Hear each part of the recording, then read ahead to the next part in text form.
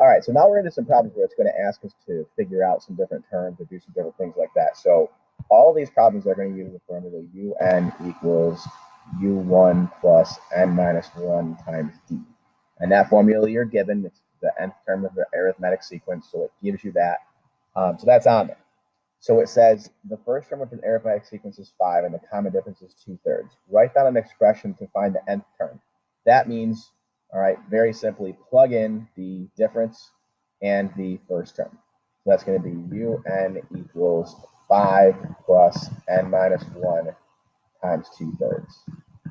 Okay, so now I can find any term that I want as long as I use that formula right there. So then find the fifth term and the ninth term. So the fifth term is going to be u5 equals, and then this right here is the n value. So that's going to go in for the n, okay, because this is a function, plus 5 minus 1 times 2/3. So then it's a calculator problem. So 5 plus 5 minus 1 times 2/3. Whoops. Okay, and it gives me a fraction. That's great. If it doesn't give you a fraction, put the decimal, put dots after it. So this is 23/3, and then u9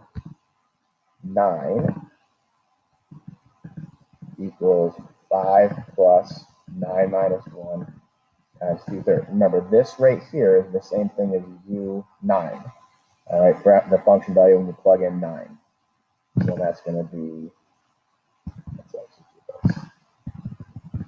We'll go grab that and just change the 5 to a 9. So then it's 31/3 for that one.